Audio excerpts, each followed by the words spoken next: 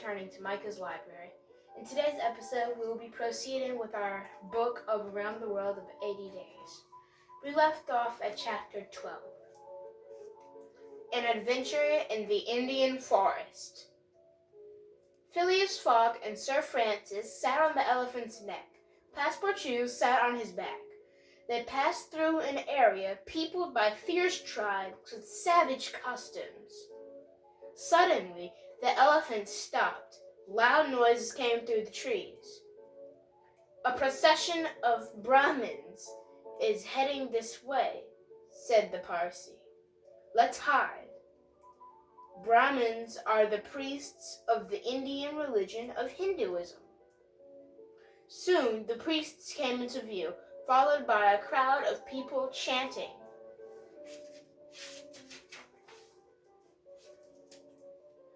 Along a platform was a statue of the Hindu goddess Kali, with 4 arms and a red body.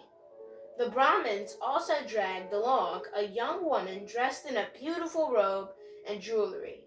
She had very light skin and looked more like a European than an Indian.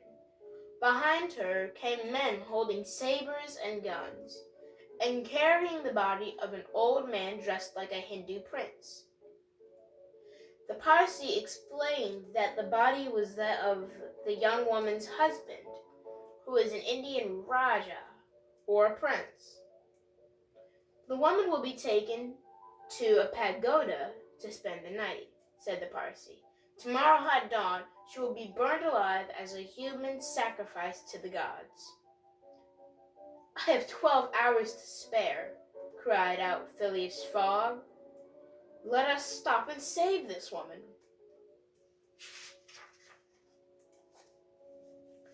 Chapter 13. Ayuda. Ayuda, as the young woman was called, was also a Parsi, famed for her beauty. She was the daughter of a rich merchant in Bombay and had received an English education. After her father died when she was forced to marry the old Raja. When she ran away, she was caught and brought back. Now she faced a horrible death.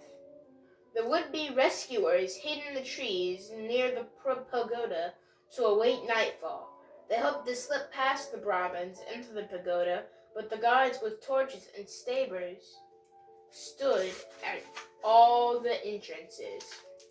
Passepartout, noticing that the Brahmins were drunk, began to work on another plan of rescue. Dawn came, and the hour of sacrifice was at hand. The Brahmins built a platform, or funeral pyre, and laid the Raja's body on it. Then the priests led Ayuda out of the pagoda. She had been drugged and was helpless to free herself. She was stretched out beside her husband's body. The priests soaked the funeral pyre with oil and set a torch to it. Flames leapt up at once. Suddenly, cries of terror came from the crowd. The old Raja was alive. He stood up. He took his wife in his arms, and surrounded by fire and smoke, climbed down from the funeral pyre. He walked over, took Phileas Fogg, and said, "Let us be off." Passepartout was the Raja. In moments before dawn, under cover of darkness, he had hidden the body of the real Raja and placed himself on the funeral pyre instead.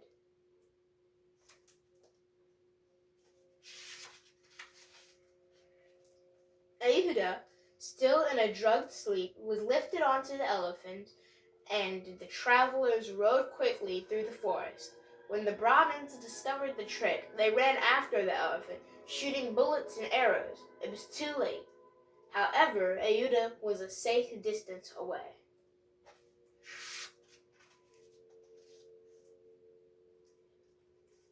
Chapter 14. Phileas Fogg gains a new travel companion. Passepartout was delighted at the success of his rescue mission. Sir Francis, however, warned that if Ayuda didn't leave India, she would be recaptured sooner or later and sacrificed. At 10 o'clock, the travelers arrived at the Allahabad railroad station. Ayuda awoke slowly from the effects of the drugs. She was indeed beautiful and spoke English very well. Phileas Fogg said goodbye to the Parsee, giving him not only the money promised for his services, but the elephant as well.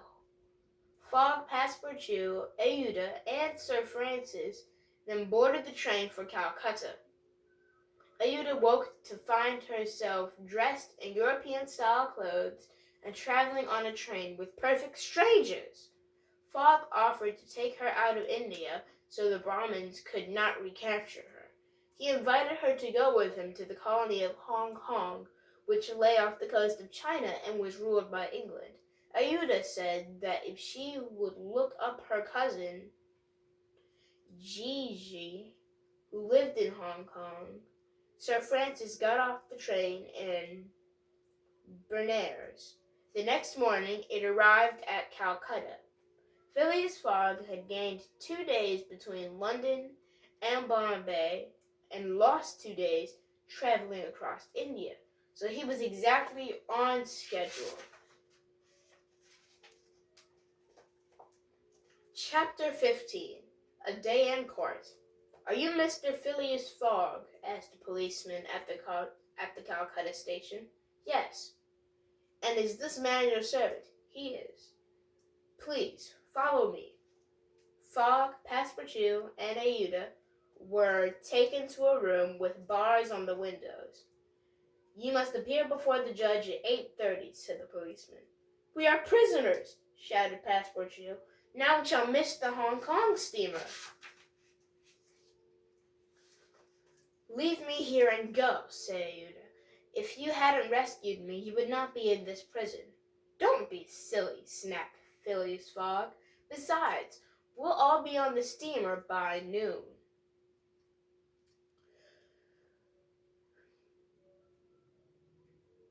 At 8:30, the policeman led the prisoners to a courtroom. 3 priests stood in front of the judge. They charged Fogg and Passepartout with misbehaving in a Brahmin holy place. "I admit our guilt," Fogg said, "but the priests were about to perform a human sacrifice." "That's right," added Passepartout. "These priests were from the pagoda of Pelagie." "No," said the priests, "we are from Bombay. Here is a pair of shoes that was left behind." "Those are mine," cried Passepartout. Detective Fix had promised the priests a reward if they would follow Passepartout to Calcutta. Now Fix was hiding in the courtroom. His plan was to delay Phileas Fogg so that he could not leave India before the arrest warrant arrived for the bank robber. "Since you have admitted your guilt," the judge told Passepartout, "and since English law protects Indian religions very strictly, I order you to spend 15 days in jail and pay a fine of £300. The judge then turned to Phileas Fogg. "A master must be responsible for the acts of his hired servant. Therefore, Mr. Fogg, I order you to spend a week in jail and pay a £150 fine." Fix rubbed his hands in glee. Surely a week would be enough time for the arrest warrant to arrive from London. "I offer bail," declared Phileas Fogg. "All right," said the judge, "but the bail will be £1,000 for each man. And if you leave India before our sentence is up, the money will not be returned." Fix was furious. The robber was about to escape again. He knew Fogg would gladly leave the bail money behind rather than miss the Hong Kong steamer. Fogg, Passepartout, and Ayuda reached the harbor at 11. With an hour to spare, Fix decided to follow them to Hong Kong. Chapter 16. Detective Fix's Predicament. Phileas Fogg sailed from India to Hong Kong on the steamer Rangoon.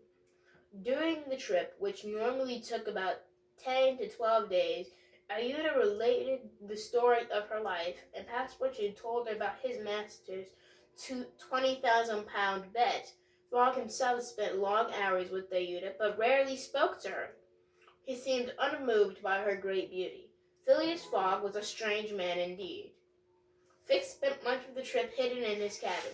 He asked the London police to send the arrest warrant for the bank robber on to Hong Kong.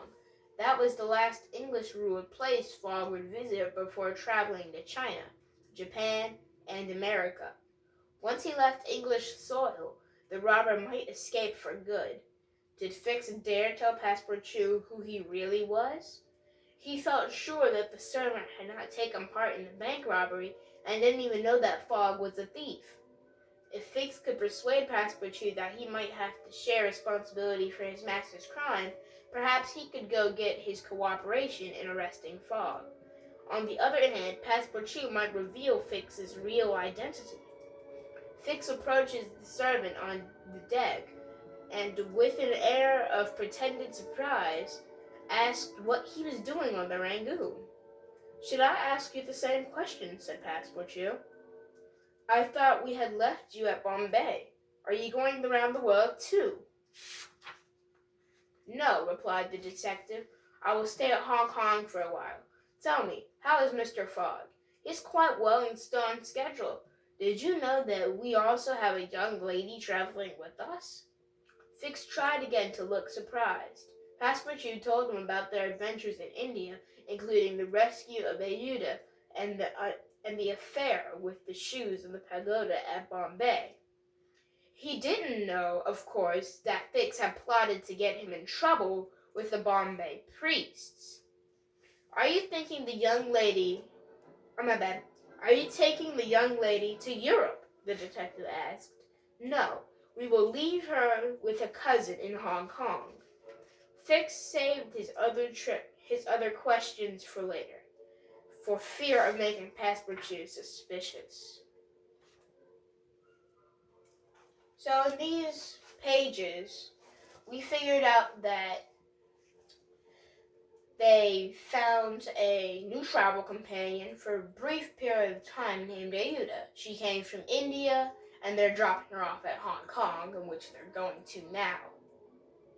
But of course, Fix is still hot on the tail of Phileas Fogg, and he's now trying to gain Passepartout's cooperation in arresting his master, Phileas Fogg. With all that being said, the next couple chapters should be filled with action, deception, and many other components of the story that we haven't witnessed yet. Hope you guys enjoyed the video. Please like, subscribe, and come back for more of this great content. Be sure to share and hit the notification button. That way you get notifications when new videos come out.